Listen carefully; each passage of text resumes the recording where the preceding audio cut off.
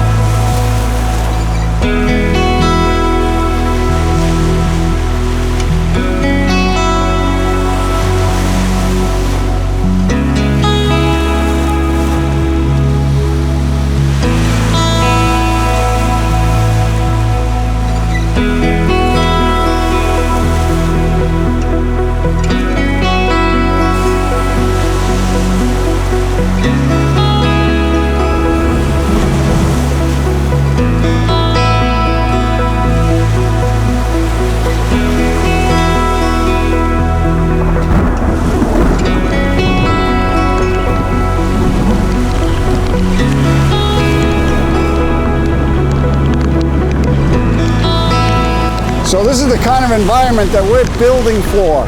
So any given day, it's sunny on one day and it's wind-driven rain on the next. So we have to design our weatherproofing and our waterproofing details to meet this kind of environment. Sideways rain, wind-driven rain, pressure differentials, and then the next day, the sun comes out.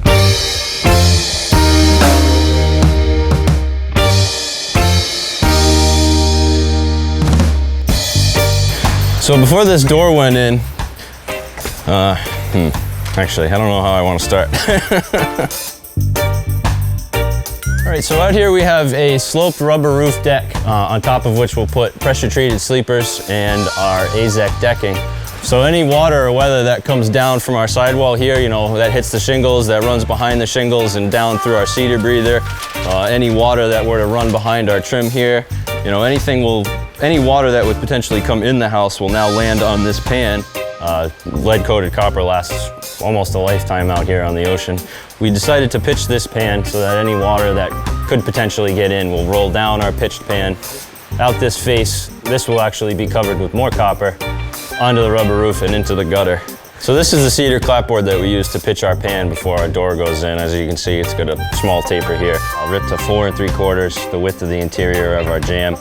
That will just allow any water that runs, you know, into the door itself, any small trickles, any wind-driven rain that lands on this pan will most certainly now pitch out towards this end of the deck into our hidden copper gutter, which drains towards this corner of the deck.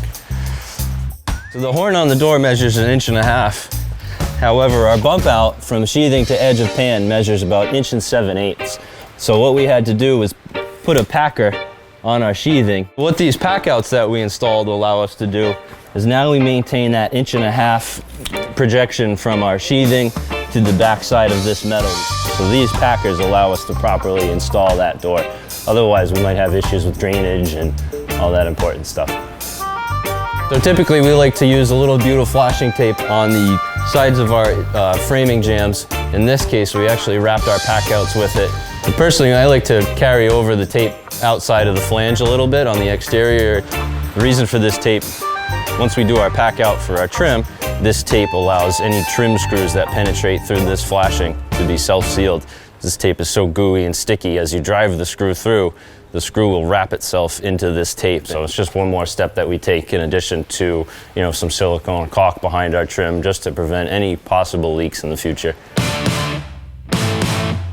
So this unit that we have here is an Anderson slider. It's a 3-panel unit, 2 inoperable panels on each side with the movable panel in the middle. This particular unit is composed of 2 pieces with an interlocking plate that joins these 2 doors together. This will simply slide in, click into place, and get screwed through the jambs.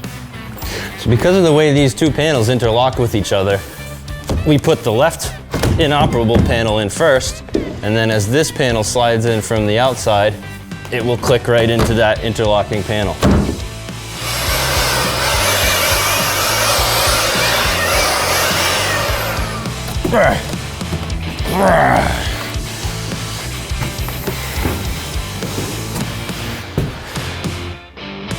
All right, let's send that top in. Beautiful. All right. So this is the Anderson sealant that comes right with the door. They recommend a couple beads, the thick bead on the inside. They recommend 3 beads across the bottom, a bead across the head and the side flange against the sheathing. So we'll do that before we slip the door into place.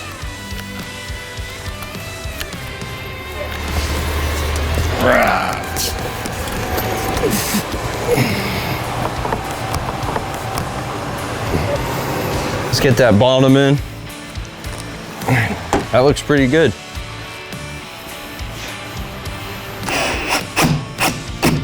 Now we temporarily fasten the door until we get the rest of the unit in, at which point we can plumb everything up, shim it, and secure it.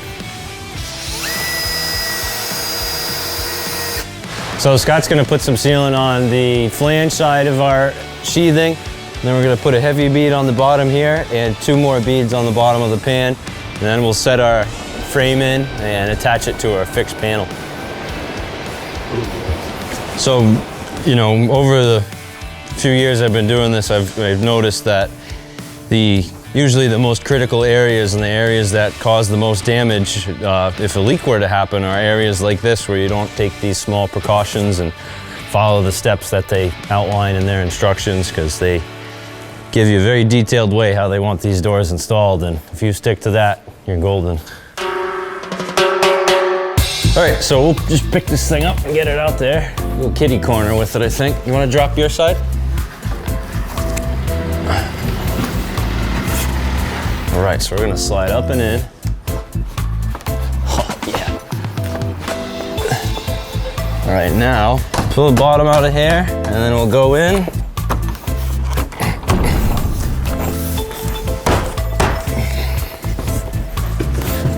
And that's that. Cool, all right.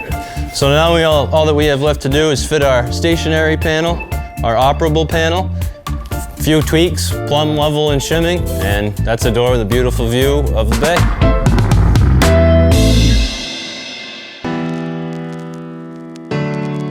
So a couple weeks ago, Nate and the guys installed this door out to the patio.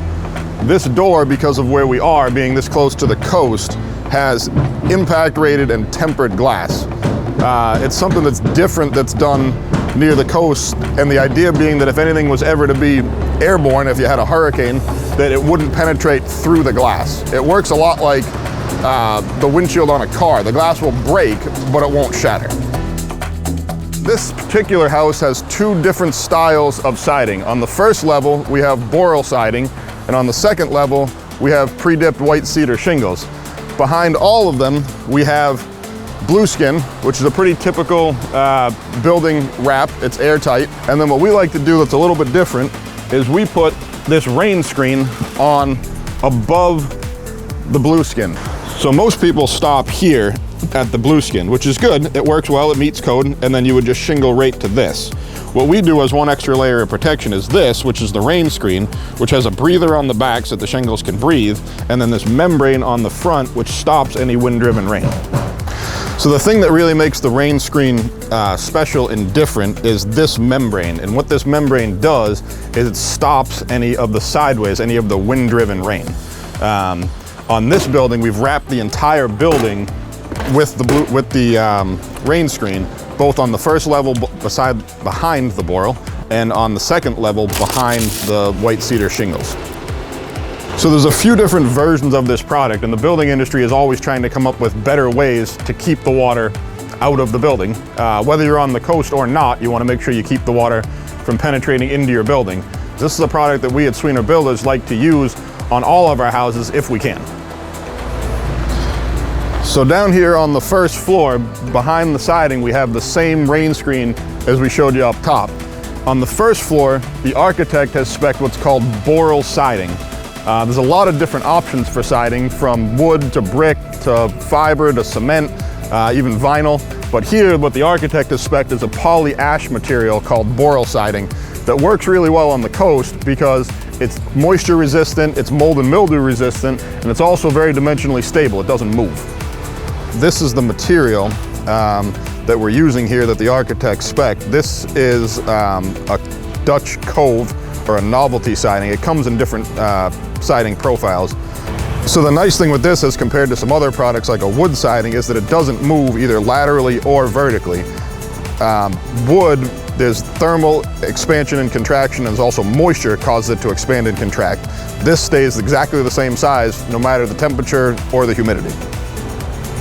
The poly ash, you can see we broke a piece here so you can see the inside of it. And this is really what makes it so stable, the composition of the poly ash material. So with the building and the windows and doors all being properly flashed, and then the rain screen and then this siding, you put it all together and we get a really cool house, a really good looking house, and a house that's really gonna perform well to all the elements here on the coast.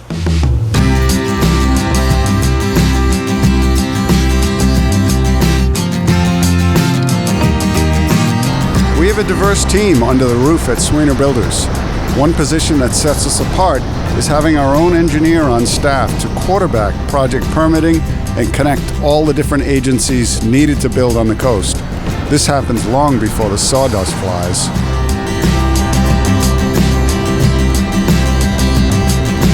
My name is Eric Baxter and I'm a project engineer for Sweener Builders. Basically, I do the field research for the properties that we'll be building a house on. In the building process, there are many steps that happen before you even dig a hole. So Rhode Island is really unique because we have a lot of coastline and we have a lot of agencies trying to protect that coastline. So part of my job is to determine what limitations there are for each individual lot along the coast. Because you'll notice if you look at an aerial view of Rhode Island, there's a lot of developed area, but there's also a ton of protected area. A lot of it's wetlands and a lot of it's woodlands that Rhode Island is really trying to maintain a natural, pristine coastline. So our job is to work to maintain that pristine site, but get the clients what they really want on their property, to enjoy the coast, because that's ultimately the goal. Enjoy your property. You know, obviously in engineering they love acronyms, and so DEM is the Department of Environmental Management, CRMC is the Coastal Resources Management Council, FEMA, the Federal Emergency Management Administration. And then within FEMA, there's the VE zone, which is the velocity zone for wave action crashing into a house, which typically means all the houses have to be up on piers or piles. And then AE zone, which is just sea level rise. It's not about wave action, it's about floodwaters coming in. So within this process of designing this site and the house, I have to organize all of those acronyms, understand all of those, how those have implications on not only the site, but the house design. So my job at Sweener Builders is to manage all of these agencies and professionals, surveyors, biologists, and engineers, to put it all together, to create a site plan that tells not only Sweener Builders, but more importantly the client, what their lot looks like and what we can do in terms of footprint size.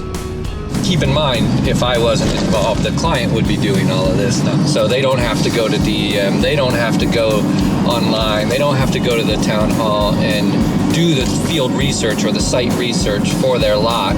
They just come to Sweener Builders, tell us the address, and we'll figure out all of that stuff for them. Today we're going to go visit a couple of our waterfront properties that are in the permitting process.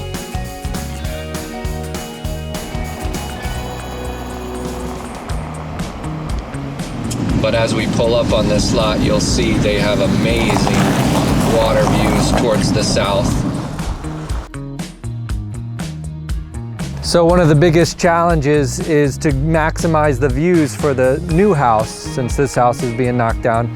But it's not as easy as you think. This lot is relatively narrow, so orienting the house so that all the living space in the back of the house has this view and also incorporates outdoor living, a pool, a good sized patio, an outdoor kitchen, all focused on this coastal view.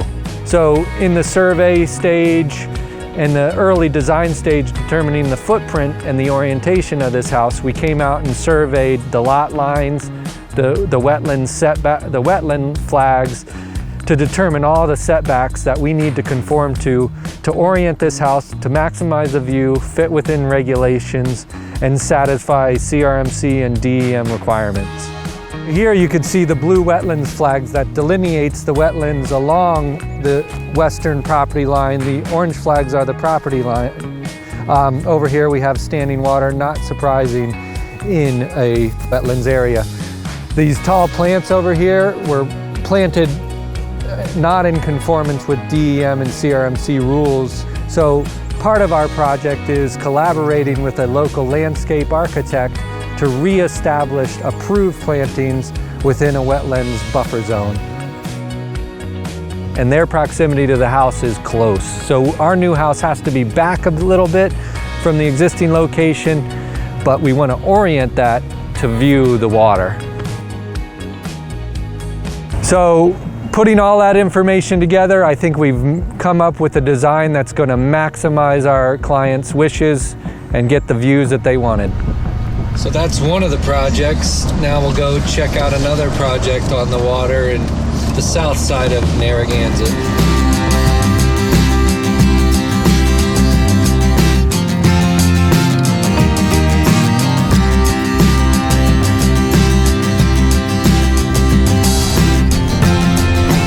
So this is the project situated on Salt Pond. Let's go have a look and see what this site has in store for us.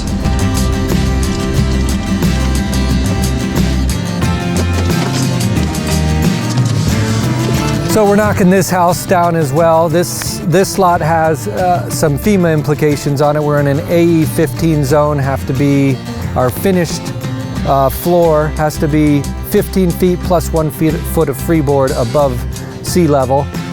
We have CRMC, we have DEM because we have a septic system design going in. We have to go to town zoning because we're merging some lots and abandoning a paper street. So there's a lot of permitting to go through for this project. So we're coming up on the coastal feature of this lot, which is the top of bank. It was flagged by our wetland biologist, and that tells us where CRMC's jurisdiction starts, and it goes from that coastal feature, which is the pink flags right over there on the stakes, 200 feet inland. So we could put those on the site plan and determine our footprint for our house. So now that we've seen the coastal feature, let's take a look at the existing house. It's the wrong house in the right place, and we're gonna knock this house down and put the new one here, basically in the same spot, but at the elevation that meets FEMA flood zone. We also want a bigger footprint, and in this situation, you're limited to a 50% increase of existing footprint by CRMC standards. So in order to do a little bit bigger footprint than would be allowed, we have a workaround, and we can show you that in the back side of the property.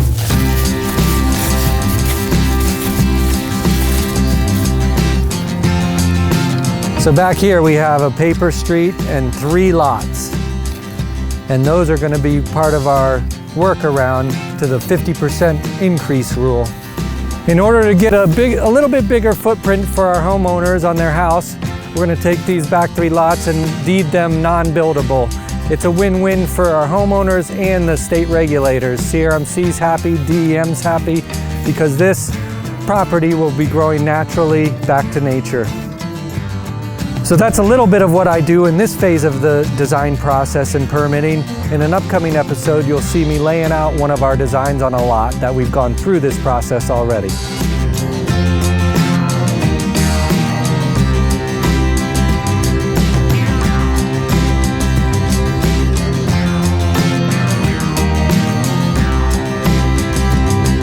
Thanks for watching today's episode of Sawdust. Tune in every Wednesday where we'll do an inside look at coastal building. So tune in, subscribe to our channel, hit the like button, share it with your friends, and thanks for watching. We'll see you on another episode of Sawdust.